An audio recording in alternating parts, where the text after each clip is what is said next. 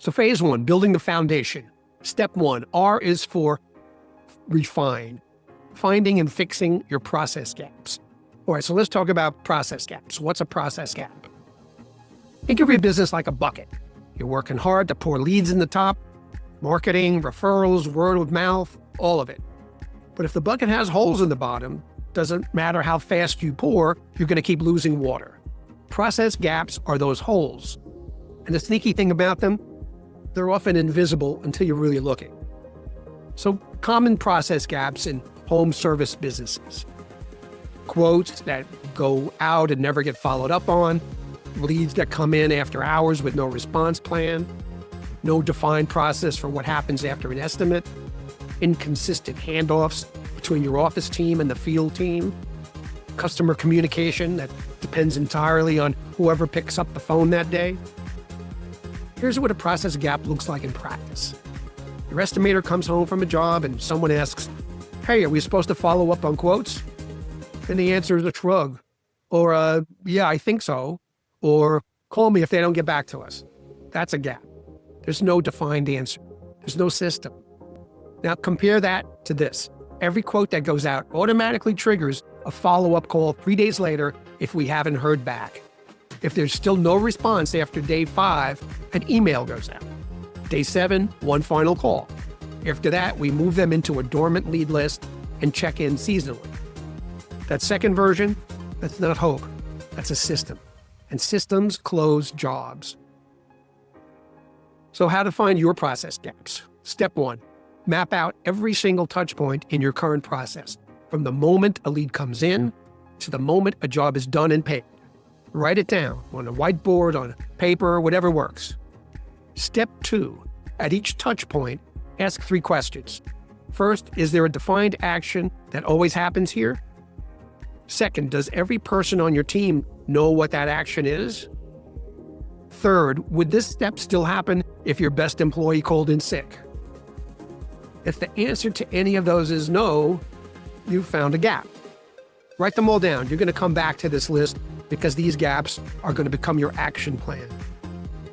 Now, I want to be honest with you, this step isn't glamorous. It's not exciting, but it is the foundation of everything else we're going to build.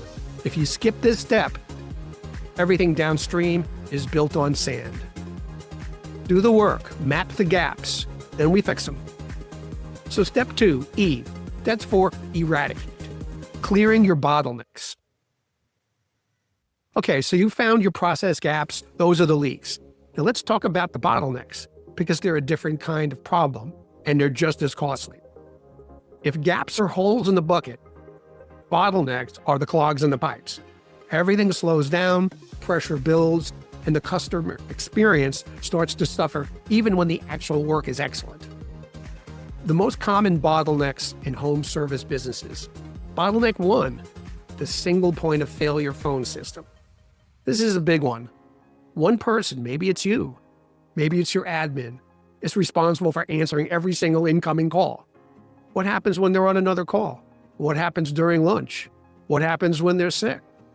You know what happens. Calls go to voicemail, and in many cases, that caller doesn't even leave a message. They just call the next contractor on the list. According to the research, more than 80% of callers who reach voicemail don't leave a message. They hang up and move on. If your phone system has a single point of failure, you're hemorrhaging leads every day. Bottleneck number 2, the phone tag scheduling loop. You know this one. Lead calls in, can't reach anyone, leaves a message, you call back, they don't answer, they call back, you're on a job, back and forth, back and forth. This is one of the most frustrating experiences a potential customer can have. And every day that loop continues is another day they may decide to just go somewhere else. Bottleneck number 3, the estimator as gatekeeper. In a lot of contracting businesses, the estimator is also the person who can answer detailed questions about a project. So when a lead calls with a question, they can only get an answer from one person. And that person is usually busy.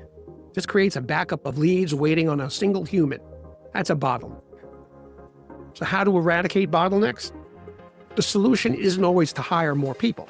Sometimes it's about redistributing the load and creating backup systems. For the phone system, implement either an overflow answering service or an AI-powered receptionist that can handle calls when your team's unavailable. We'll talk about that more in the Connect step. The scheduling loop, use an online scheduling tool. Let customers book their own estimate appointment from a link you send them. No more phone tag. The time is confirmed, goes on the calendar, everyone knows.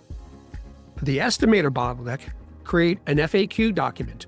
Put the most common questions and answers in a shared knowledge base. Train your office staff to handle the tier 1 questions so the estimator only gets pulled in when it's truly necessary.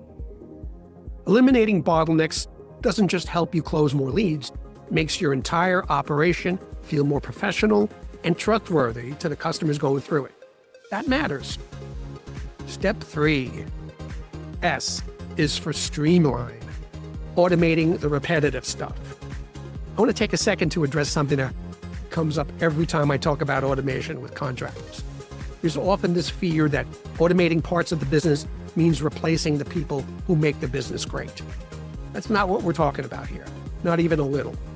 What we're doing is freeing your team from the boring, repetitive, soul-crushing tasks so that they can focus on the things that actually require a human being, building relationships, solving complex problems, delivering exceptional work. Nobody got into the contracting business because they love manually entering lead data in a spreadsheet. Nobody went to trade school to spend their afternoons sending the same follow-up email over and over. Automation handles the robot work. Your team handles the human work. So what should you automate first? Number 1, lead capture and entry. Right now, when a lead comes in through your website, what happens? Does someone manually type that information into a spreadsheet or CRM? That's automation gold. Connect your website form directly to your CRM so leads appear automatically, instantly, with no human data entry required. 2, immediate acknowledgement. The moment a lead comes in, an automated response should go out. Something like, "Hey, Frank, thanks for reaching out to George's Roofers. We got your request and we'll be in touch within a day. In the meantime, here's what you can expect." This does 2 things. First, it confirms to the customer that their message didn't disappear into the void. Second, it buys you a little time to actually respond thoughtfully. Win-win. Number 3, automated follow-up sequences.